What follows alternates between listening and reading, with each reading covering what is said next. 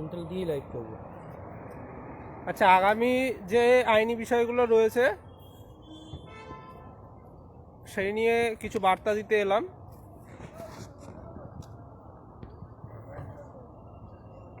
এই যে দুজন সামনে ফোনে ব্যস্ত, কথা শোনা গেলে একটু জানাবেন, একটু পরেই আমি বিস্তারিতভাবে বলছি। একাধিক আইনি জটিলতা রয়েছে, প্রত্যেকেই জানো, তো সবগুলোতে নজর রাখতে হচ্ছে এবং প্রতিদিন ছোটাছুটি করতে হচ্ছে। দুটো মোবাইল কিসের?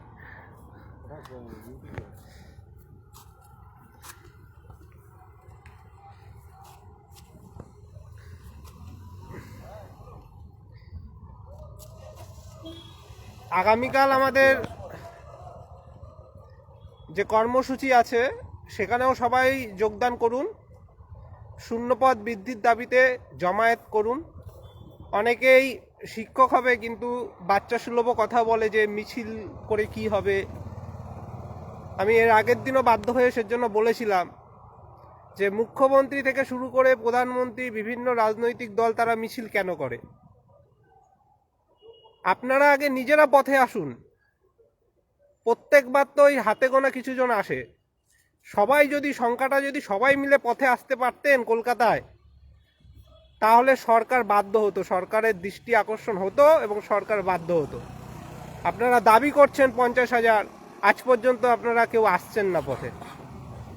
তাই দাবি রাখতে সকলে মিলে এসে জমায়েতটা দেখান সরকারকে, সামনে ভোট, সেই জমায়েতটা দেখাতে পারলে কাজের কাজ হবে। তাই কালকের কর্মসূচিতে প্রত্যেকেই আসুন। আমরা এই বাড়ি ফিরতে ফিরতে 11টা, কারোর 12টা কাছাকাছি বেজে যাবে, তাও আবার কালকে সকালে বেরিয়ে আসতে হবে। সেই সকালে এসছি প্রত্যেকেই। যাই হোক, আইনি যে লড়াইগুলো রয়েছে, আপনারা জানেন যে বিএড নিয়ে সুপ্রিম কোর্টে আমরা যখন গিয়েছিলাম, সুপ্রিম কোর্টে আমরা 2 দিন লড়াই দিয়েছিলাম, প্রত্যেকে জানো। তাই আবার আগামী ভবিষ্যতে আমরা আবার সুপ্রিম কোর্টে যেতে চলেছি। আজকে আমরা সমস্ত কাজ করে গেলাম। বিস্তারিত হালকাভাবে বলছি, অনেকে বুঝবেন না বিষয়গুলো, সেজন্য। বিএডের যখন রায় হয়েছিল সুপ্রিম কোর্টে আগস্ট মাসে, আমাদের মিছিল ছিল সেদিনই বিএডের রায় হয়েছিল, প্রথম মিছিল আমাদের। অনেক বিএড দিয়ে টেট উত্তীর্ণরাও এসেছিল সেদিন। যাই হোক, সেদিন রায়ে বিএডরা বাদ গেছিল এবং তখন থেকেই একটা নানা রাজ্যে সমস্যা তৈরি হয়েছিল যে বিএডের রায়টা প্রসপেক্টিভ নাকি রেট্রোস্পেক্টিভ। প্রসপেক্টিভ কথার অর্থ হচ্ছে রায় যেদিন থেকে ঘোষণা হলো সেদিন থেকে লাগু হবে, আর রেট্রোস্পেক্টিভ কথার অর্থ হচ্ছে একদম যেদিন থেকে বিএড অন্তর্ভুক্ত হয়েছিল সেদিন থেকে সেটা বাদ যাবে। সংবিধান বিরোধী যদি কোনো নোটিফিকেশন হয়ে থাকে, কোনো আইন হয়ে থাকে, সেটা যদি সুপ্রিম কোর্ট বাদ করে থাকে বা কোনো কোর্ট বাদ করে থাকে, সেটা কিন্তু সেই দিন থেকেই বাদ হয়ে যায়। মানে 2018তে বিএড যখন ঢুকেছিল প্রাথমিকে, তখন থেকেই তারা বাদ। মানে সেই 2018 থেকে যে যা সুবিধা নিয়েছে সব সুবিধা বাদ চলে যায় বিএড রায়ের পরে। এইটা নিয়ে একটা জটিলতা তৈরি হয়েছিল, নানান রাজ্যে বিভিন্ন মামলা চলছিল। তখন বিভিন্ন রাজ্য থেকে ধাপে ধাপে মামলা সুপ্রিম কোর্টে যায়। মধ্যপ্রদেশ গিয়েছিল, তারপরে তার সাথে অন্যান্য রাজ্যগুলো মামলা ট্যাগ হতে থাকে এবং হয়ে এপ্রিল মাস নাগাদ টানা শুনানির জন্য নির্ধারিত হয়। 3 তারিখ আর 8 তারিখ দীর্ঘ শুনানি হয়। আমরা তখন সুপ্রিম কোর্টে গিয়েছিলাম আমাদের 22 স্টেটের হয়ে, এবং আমাদের যে বিভিন্ন পক্ষের উকিলরা ছিল, যারা চেয়েছিল রায়টা একদম রেট্রোস্পেক্টিভ হোক, 2018 সাল থেকে যে যা সুবিধা পেয়েছে সব বাদ হোক, তো তারা সবাই আলোচনা করে, সেখানে কিন্তু পর্ষদের আমাদের উকিলরাও ছিল, তারা সবাই আলোচনা করে বক্তব্য রেখেছে এবং তখন রায়টা কিন্তু প্রসপেক্টিভ হয়েছিল শুধুমাত্র যারা চাকরি পেয়েছে তাদের জন্য, এবং এটা 142 ইউজ করে হয়েছিল, যেটা একমাত্র সুপ্রিম কোর্ট করতে পারে। সুপ্রিম কোর্ট শুধুমাত্র ছাড় দিয়েছিল যারা হচ্ছে গিয়ে চাকরি অলরেডি পেয়ে গেছেন তাদের, বাকি কাউকে সুপ্রিম কোর্ট ছাড় দেয়নি, তাই বাকিদের ক্ষেত্রে সমস্ত সুবিধা কিন্তু বাদ হয়ে যায় 2018 সালের পর থেকে। 2018 সালের পর থেকে বিএডের ওই নোটিফিকেশনের সুবিধা যে যা নিয়েছে সব বাদ হয়ে গেছে তখনই, সেই 8ই এপ্রিল রায় ঘোষণা হয়েছিল, 8ই এপ্রিল 2024। তখন থেকেই আমরা জানতাম যে বিএডেরা অলরেডি এমনি বাদ হয়ে গেছে। আমাদের যেহেতু সার্টিফিকেট দিয়ে দিয়েছিল, সেটা বাদ করার তো উপায় নেই। অনেকে এটা নিয়ে প্যানিক করতো যে কেন বাদ করছে না, তাদের সার্টিফিকেট অলরেডি বাদ হয়ে গেছিল। সেটাই আপনারা এখনকার শুনানিতেও দেখলেন যে পর্ষদ বলে যে এরা যখন ভেরিফিকেশন হবে তখন বাদ যাবে। এবার এরা যদি কোনো কেন বল না ওইদিকে গিয়ে তোকে বলার জন্য মিউটটা কর, আমি মিউট।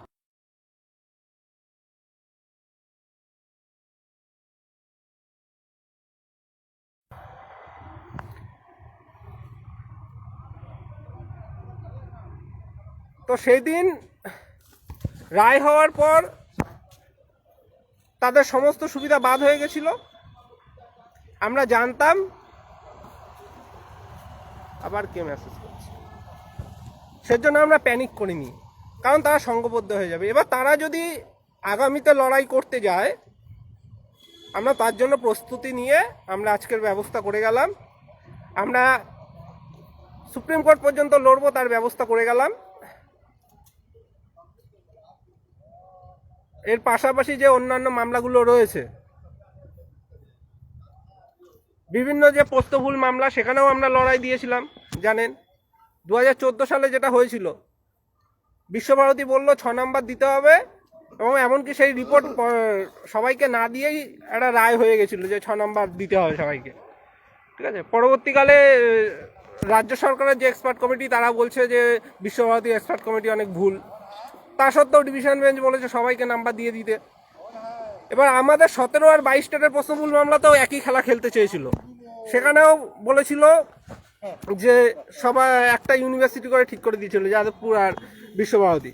আমরা সেটা বুঝে আমরা কিন্তু ডিভিশন বেঞ্চে গিয়েছিলাম, এবং সেখানে ডিভিশন বেঞ্চে গিয়ে এক্সপার্ট কমিটিটা বৃদ্ধি হয়েছিল এবং পর্ষদের প্রতিনিধিরাও ছিল। তার জন্য কিন্তু আমরা ফলাফল পেয়েছি, সেখানে কিন্তু এখনো নাম্বার বাড়েনি। কিন্তু একটা জায়গায় একটা প্রশ্ন নিয়ে সমস্যা তৈরি হয়েছে, সেটা নিয়ে আবার বারবার ফোন করছে এরা, সেটা নিয়ে আবার নতুন করে মামলা শুরু হয়েছে, সেটা নিয়েও আমরা দাবি জানাবো আগামী দিনেও।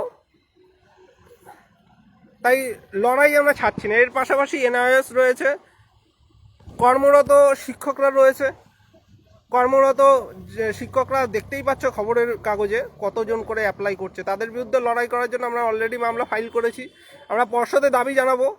আগামীকালও আমরা যদি সেখানে যাই, আমরা জানাইনি যে যাবো কি যাবো না, যদি আমরা আগামীকাল যাই তো সেখানেও জোরালোভাবে দাবি রাখবো যে এদের বাদ দিতে হবে। পর্ষদের মতিগতি একটু বুঝে নিয়ে তারপরে আমরা মামলা মুভ করব। সব আইনি লড়াই কিন্তু করতে হবে। 23-25কে দেখেছেন আমরা কিভাবে লড়াই করেছি, এবং 23-25 আপাতত আটকে গেছে। তারা যদি আগামীতে আরও লড়াই করতে চায়, সেখানেও আমাদের লড়াই দিতে হবে, সেজন্য আমরা প্রস্তুতি নিচ্ছি। 23-25-এ অনেক ইস্যু রয়েছে। 23 স্টেট পাস যারা ছিল তাদের তো সার্টিফিকেট অলরেডি বাদ হয়ে যাচ্ছে 23-25-এর আমাদের মামলায়, এবং আমরা পার্টি হয়েছিলাম আর কি। এবং সেটা দেখা দেখি অন্যান্য যারা এইভাবে মানে মিথ্যা ভর্তির কথা দেখিয়ে টেটে উত্তীর্ণ হয়েছে, এরকম কয়েক হাজার আছে, তারাও কিন্তু আগামীতে বাদ হতে চলেছে। সেই দাবিও আমরা পর্ষদে জানাবো, এবং প্রয়োজনে আমরা মামলাতেও আছি। সব পদক্ষেপ করা হয়েছে। বারবার একই প্রশ্ন সবাই করবেন না, সবটা আমাদের মাথায় আছে। আপনারা তো আমাদের কথা শুনে তারপরে সেই বিষয়টা ধরে নিয়ে তারপরে বারবার প্রশ্ন করেন। তো আমাদের মাথায় সবটাই আছে, সব রোজ রোজ এমনি এমনি দৌড়াদৌড়ি করছি না।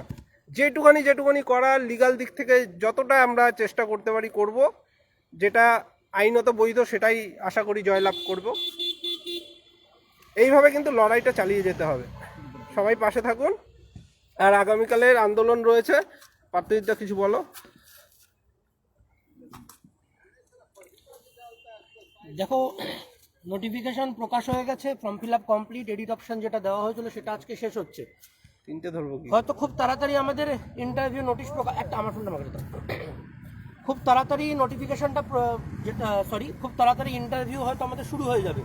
কিন্তু একটা কথা আমাদেরকে মানতে হবে এবং মাথায় রাখতে হবে, ইন্টারভিউ নোটিফিকেশন প্রকাশ হয়ে গেলেও আমাদের লড়াইয়ের পরিসরটা কিন্তু অনেক বড় হয়েছে। আমরা এতদিন যে লক্ষ্যে লড়াই করছিলাম সেই লক্ষ্যটা যতটা কাছে এগিয়ে আসছে, লড়াইয়ের পরিসরটা ততটাই বাড়ছে। 23 টেট 23-25 ডিএলএড বাদ হয়েছে। যারা বিএড দিয়ে টেট পাস করে পরবর্তীতে ডিএলএড দেখিয়ে নিয়োগে অংশগ্রহণ করার চেষ্টা করছিল তারাও বাদ হয়েছে। যারা ইন সার্ভিস হয়ে আমাদের নিয়োগে বসার চেষ্টা করছে তাদের বিরুদ্ধে আমরা লড়াই করছি। যারা অবৈধভাবে এনআইওএস রয়েছে তাদের বিরুদ্ধে আমরা লড়াই করছি। এবং পাশাপাশি যারা অবৈধ ডিএলএড, মানে যারা হয়তো সেই ব্যাচের জন্য এলিজিবল নয়, তাদেরকেও আমরা, তাদের বিরুদ্ধেও আমরা রাস্তায় রয়েছি। অবৈধ ডিএলএড একটু পরিষ্কার করে দিতে, মানে ভর্তি হয়নি, হ্যাঁ, এটা নিয়ে সঠিক সময় বহুবার বহু ফোন এসছে। কালকেও মিটিং এ বলেছি, বলে যা বলে যারা লাইভে বোঝার বলেছে। তারা বুঝেছেন। মোহিত বিভিন্ন লাইভে বারবার বলেছে, বিদেশদা বলেছে, অন্যান্যরা বলেছে। এই মুহূর্তে আমাদের একত্রিত থাকতে হবে এবং আর্থিকভাবে সহযোগিতাটা করতে হবে। আর্থিক সহযোগিতার হাত যদি বাড়িয়ে দেওয়া না যায়, আমাদের পক্ষে কিন্তু এই লড়াইটা টেনে নিয়ে যাওয়া সম্ভব নয়। সিঙ্গেল বেঞ্চ, ডিভিশন বেঞ্চ পেরিয়ে কিন্তু সুপ্রিম কোর্ট অবধি লড়াই আমাদের করতে হবে। কাজেই এখনই যদি আমরা হাল ছেড়ে দিই, ইন্টারভিউ তো প্রকাশ হয়ে গেছে, আর তো কিছু হবে না, সেই রাস্তা কিন্তু বসে থাকলে চলবে না। নিজের নামটা যদি ওই ভ্যাকান্সি প্যানেলে দেখতে হয়, তাহলে এই লড়াইটা কিন্তু আমাদের চালাতে হবে। আর 13,421 শূন্যপদ শিক্ষামন্ত্রী আমাদের খাইয়ে দেওয়ার চেষ্টা করেছেন এবং সেটাই প্রকাশ করেছেন। সেই শূন্যপদ আমরা মানছি না। আমরা 2022 প্রাথমিক টেট পাস ডিএলএড ঐক্যমঞ্চ এই 13,421 শূন্যপদ মানি না। আমরা চাইছি 2025 শিক্ষক নিয়োগ বিজ্ঞপ্তি এবং শিক্ষক নিয়োগ প্রসেসে মুখ্যমন্ত্রী হস্তক্ষেপ করুন এবং শূন্যপদ বৃদ্ধি হোক। প্যানেল প্রকাশ হওয়ার আগে পর্যন্ত শূন্যপদ বৃদ্ধি করা যায়, সে শূন্যপদ বৃদ্ধির দাবি নিয়ে আমরা শুরুর দিন থেকে রাস্তায় ছিলাম, আজও রাস্তায় আছি।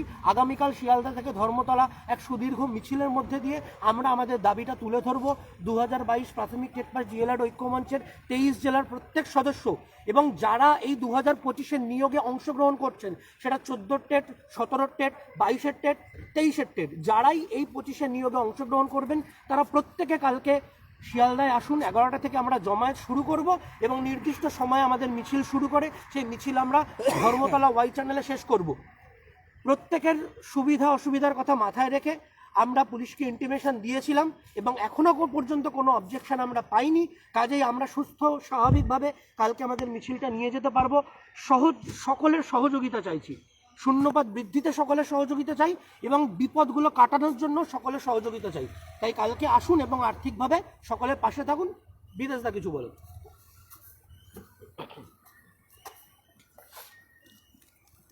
নমস্কার। সামনে ইন্টারভিউ, আপনারা সবাই কিন্তু চেষ্টা করছেন প্রত্যেকে নিজের নিজের জায়গা থেকে। আজকে 2017-14 মানে টেট উত্তীর্ণদের 2022 সালে যে নিয়োগটা হয়েছিল, আপনারা জানেন প্রায় 35,000-এর কাছাকাছি কিন্তু ফর্ম ফিল আপ হয়েছিল। কেউই জানতো না এতটা, সেটা এক ধাক্কায় 20,000-এর নিচে নেমে আসবে, 13,000-এর কাছাকাছি, প্রায় 13,000-এর কাছাকাছি নেমে আসবে। কেউই জানতো না। 35 থেকে 40,000-এর কাছাকাছি কিন্তু ফর্ম ফিল আপ হয়েছিল। কিন্তু ওদের কপালটা অনেকটাই, ভগবান অনেকটাই, আল্লাহ অনেকটাই কিন্তু ওদেরকে সায় দিয়েছে। ওরা পরপর পদক্ষেপগুলো ঠিক টাইমে নিয়েছে। আমরাও এমন কিছু পদক্ষেপ নিয়েছি, সেটা আমরা সামনে বলছি না। সেই পদক্ষেপগুলো কিন্তু আগামী দিনে কথা বলবে। আমি প্রত্যেক টেট উত্তীর্ণদের কাছে একটাই কথা বলবো, দেখুন, অর্থ না থাকলে কিন্তু এগোতে পারবো না। অর্থ না থাকলে কিন্তু আমরা কোনো দিকে এগোতে পারবো না। কে কি বলছে দেখার দরকার নেই। আজকে 58,000 ফর্ম ফিল আপ থেকে আপনারা ভয় পাচ্ছেন। এটা যদি কমে 40,000-এ চলে আসে, কমে যদি 35,000-এ চলে আসে, আপনারা হয়তো বুঝতে পারছেন না ব্যাপারটা কোন জায়গায় কী হতে পারে। আর এদিক থেকে যদি কিছু ভ্যাকান্সি আমরা আন্দোলনের মাধ্যমে ফিরিয়ে আনতে পারি, তাহলে অনেকটা জায়গা কিন্তু প্রত্যেকে সেভ হবে। এইটুকুই বলবো, যারা ফান্ডিং দিয়েছেন আবারও ফান্ডিং দিন। আর 200-100 এই ফান্ডিং দিলে কিন্তু কোনোভাবে এগোনো সম্ভব না। সুপ্রিম কোর্টের কথা মাথায় রেখে, সুপ্রিম কোর্টের বিষয়টা মানে সেখানটা আমরা সত্যি কথা বলতে কি, সেখানে এত খরচ সেটা আপনারা জানেন না, আমরা বাস্তবে জানতামও না। কিন্তু এখন শুনি আর অবাক হয়ে যায়, কিন্তু এখন শুনে শুনে স্বাভাবিক হয়ে গেছে। টেট উত্তীর্ণ, ডিএলএড টেট উত্তীর্ণ, তাদের স্বার্থে বলছি, যারা পূর্ণ প্রশিক্ষিত ডিএলএড টেট উত্তীর্ণ, তারা সংঘবদ্ধ হন। যারা একবার ফান্ড দিয়েছেন আর দেবেন না বলছেন, আবারও ফান্ড দিন। সামনের দিনে পদক্ষেপ নিয়ে রাখছে, কথা বলবে। সবে তো ইন্টারভিউ শুরু হবে, সামনের দিনে কিন্তু কথা বলবে। সময় অনুযায়ী কিন্তু ব্যবস্থা না নিলে, এই আজকে 9 তারিখ, লাস্ট ডে 9 তারিখ গেল, তাই তো? 9 তারিখের মধ্যে কিন্তু আমরা বেশ কয়েকটা মামলা করে রেখেছি, যাতে ভবিষ্যতে কোনো রকম সমস্যা সৃষ্টি হলে সেই মামলাগুলো তুলে দেবো। তাই প্রত্যেককে আমার আগের যারা বক্তা, আমাদের মোহিত ভাই, পার্থ ভাই, তারা বলেছে, আর বিস্তারিত বলবো না, শুধু এটুকু বলবো, সুভাষচন্দ্র বাগ যে অ্যাকাউন্টটা আছে, প্রত্যেকে ফান্ডিংটুকু করুন। কম্পিটিশন কতটা কমানোর চেষ্টা করছি আগামী দিনে দেখবেন। আর প্রত্যেকে আগামীকাল মিছিলে আসুন, এবং সামনের দিনে আপনাদের উপস্থিতি মানে আগামীকালের উপস্থিতির উপরে সামনের দিনে কিন্তু বড় বড় কর্মসূচির পদক্ষেপ নেওয়ার মানে সম্ভাবনা নির্ভর করছে। ধন্যবাদ, শুভরাত্রি প্রত্যেককে। আচ্ছা, লাইভটা শেষ করছি। এই আদালতে আর আজকের 20-22 হয়েছিল, এই আদালতে 20-22 মামলার আজকে সুপ্রিম কোর্টে শুনানি ছিল। সেখানে সুখবর বলেছি বলে অনেকে বুঝতে পারছে না কিসের সুখবর। দেখুন, বিষয়টা হচ্ছে 20-22 মামলায় যারা এখনো নিয়োগ পায়নি তারা তো সবাই ফর্ম ফিল আপ করেছে, এবং তাদের নিয়োগ করলে যে আমাদের শূন্যপদ বাড়াবে না এরকম বিষয়টা না। সরকার চাইলে শূন্যপদ অনেক রয়েছে, সরকার যত খুশি নিয়োগ করতে পারে। সেই দাবিটা আমাদের তুলে ধরতে হবে। আপনারা যদি সবাই আসুন পথে তাহলেই সম্ভব। কেউই আসে না, হাতে গোনা কিছু জন আসলে সরকার কি আর সেই দাবি মানবে? 20-22 মামলায় আজকে যেটা হয়েছে, পরপর পোস্টও করেছি, যত সম্ভব 1979 জনের মতো তারা যোগ্য বলে বিবেচিত হয়েছে, কারণ তারা কাট অফ ক্লিয়ার করেছে। তো তাদের নিয়োগ করতে হবে। এবার তাদের নিয়োগ করতে গেলে দেখা যাচ্ছিল যে যারা আগে শর্ত সাপেক্ষে চাকরি পেয়েছে তাদের মধ্যে প্রায় 1033 জনের চাকরি চলে যাওয়ার কথা যদি তাদের নিয়োগ করতে হয়। তাই পর্ষদ এবং সরকার দুজনেই চাচ্ছে যে কাউকে চাকরি থেকে বঞ্চিত না করে তাদেরকেও চাকরি দিয়ে দিতে, এবং তার জন্য যে পদ্ধতিগুলো নেওয়া দরকার, শূন্যপদ নেওয়া দরকার, সেগুলো করা হবে, সেই দাবিটা জানিয়েছে। তাহলে আমার লাভটা কি হচ্ছে, যে এই যে ক্যান্ডিডেট রয়েছে 1979 জনের মতো, এরা যদি চাকরি পেয়ে যায় আমাদের শূন্যপদ বাদে অন্য কোনো শূন্যপদে, তো আমাদের কিছুটা কম্পিটিশন কমবে, কারণ তারা তো আর আমাদের নিয়োগে তখন বসতে পারবে না। এবং আমরা তো ইন সার্ভিস নিয়ে মামলা করছি অলরেডি, সেই দিক থেকে একটু সুরাহা। তার পাশাপাশি ওই 1033 জনেরও চাকরি চলে যাচ্ছে না যে তারা আবার নিয়োগে বসার জন্য মামলা করবে বা জটিলতা তৈরি হবে এই সেই, বা ফর্ম ফিল আপ অলরেডি তারা হয়তো করেছে অনেকেই। তো ইন সার্ভিস কিন্তু প্রচুর ফর্ম ফিল আপ করেছে। আগের নিয়োগে যারা পেয়েছে তারা, তারপরে 32,000 নিয়ে একটা টালমাটাল অবস্থা চলছিল, তারা অনেকে করে রেখেছে। তাদের কিন্তু বাদ দিতে আমাদের লড়াইটা চালিয়ে যেতে হবে, ঠিক আছে? আর পর্ষদে আমাদের জোরালো দাবি রাখতে হবে এদের যাতে বাদ দেওয়া হয়। সেজন্য আগামীকালও আসুন, জমায়েত করে আমরা সেখান থেকে পর্ষদেও আশা করি যাব। তো সেখানে কিন্তু আমরা জোরালো দাবিটা রাখবো এই বিষয়গুলোতে, আইনি বিষয়গুলোতে, যে এদের বাদ দিতে হবে, ঠিক আছে? আর নিয়ম মেনে করতে হবে। এক্সট্রা কারিকুলাম নিয়ে বারবার যারা বলছেন, এর আগে বিস্তারিত বলে দিয়েছে যে রুল মানতে হবে। রুল মানলে দেখবেন ম্যাক্সিমাম বাদ চলে যাবে। ওই জার্নাল আর বই নিয়মে নেই, আমরা বলবো নিয়ম মেনে করুন, তাহলে সবটাই বাদ চলে যাবে। কারণ লেখালেখিতেই সবাই বের করেছে, আর বাকিগুলো যেগুলো রয়েছে ওগুলো এমনি বের করা যায় না, ওগুলো সব সরকারি সংস্থা, ঠিক আছে? ধন্যবাদ, এটুখানি বলছি। আর আজকের যে বিশেষভাবে সক্ষমদের কিছু কর্মসূচি ছিল সেখানেও আমাদের যাওয়ার জন্য অনুরোধ করা হয়েছিল, কিন্তু সকাল থেকে রাত পর্যন্ত এখানেই সময় থাকার জন্য যেতে পারিনি, দুঃখিত তার জন্য। আগামী দিনে সমস্যার সমাধান হবে এই আশা রাখছি। ইন সার্ভিস যারা রয়েছেন, যারা অন্তত এই লাইভটা দেখছেন, আপনাদের চলো। অনুরোধই করছি, আপনারা অন্তত হাইকোর্ট নিয়ে আমাদের সমস্যাটা একটু কম, কারণ হাইকোর্টে আমরা লড়াইটা অনেকগুলো দিতে পারি, কারণ হাইকোর্টে খরচাটা সুপ্রিম কোর্টের তুলনায় কম। কিন্তু সুপ্রিম কোর্টে যে মামলাগুলো রয়েছে না, প্রত্যেক শুনানিতে আমাদের কত কত লক্ষ টাকা করে খরচা হয়। সুপ্রিম কোর্টে বিএড নিয়ে আমরা এর আগে শুনানি করিয়েছিলাম 2বার, তারপরে 14 টেট নিয়ে আমাদের করাতে হচ্ছে অনেকগুলো। এবার সমস্যাটা হয়েছে যাদের আমরা বাদ দিচ্ছি তারা হুট করে যদি সুপ্রিম কোর্টে ছুটে যায়, তো তার জন্য আমাদের পদক্ষেপ নিতে হচ্ছে, ঠিক আছে? এবং সংঘবদ্ধ থাকতে হচ্ছে আগে থেকে, কারণ এটা তো আমি দিনের দিন করতে পারবো না। আজকে যদি আমাকে সুপ্রিম কোর্টে কোনো মামলায় উকিল দাঁড় করাতে হয়, তো আমি দিনের দিন ফান্ড পাবো না। অনেকে ভাবছে যে ফান্ড তো আছে, 2-3 লাখ টাকা আছে, 4 লাখ টাকা আছে, এরকম ভাবছে, কিন্তু সুপ্রিম কোর্টে একটা শুনানিতেই ওই 3-4 লাখ টাকা চলে যায়। এর জন্য বলছি দিনের দিন তো আমরা ফান্ড পাবো না, আমাদের 2-3 লাখ টাকা জোগাড় করতেও কয়েক মাস লেগে যায়, তাই না? তো সেই সময়টা আমরা কিন্তু পাবো না। এখন নিয়োগ বিজ্ঞপ্তি চলে আসছে, এখন যে যার মতো চেষ্টা করবে নিয়োগে ঢোকার জন্য, হুট করে সুপ্রিম কোর্ট ছুটে যাবে। আমাকে দেখা গেল উকিলরা বললো কালকে তোমাদের এই মামলা হয়েছে, আমাদের লড়তে হবে। তো আমি সেইভাবে লড়াইটা দেবো কী করে? একাধিক বিষয়ে মামলা হতে পারে, তাই না? তো সেই জন্য আমরা বারবার করে ফান্ডিংয়ের কথা বলছি। না হলে এরকম দেখেছেন প্রত্যেক দিন এর আগে আমি লাইভ করেছি, বারবার রোজ লাইভ করছি এই কারণে যে ফান্ড দিয়ে সহযোগিতা করে কিন্তু সাথে থাকুন, সবাই চেষ্টা করবে নিয়োগে ঢোকার জন্য। সাহায্য করুন, ঐক্যবদ্ধ থাকুন, প্রশ্ন তোলার অনেক সময় পাবেন, এই কথাটা বারবার আমি বলি, কিন্তু এখন সংঘবদ্ধ থেকে লড়াই করুন। ধন্যবাদ।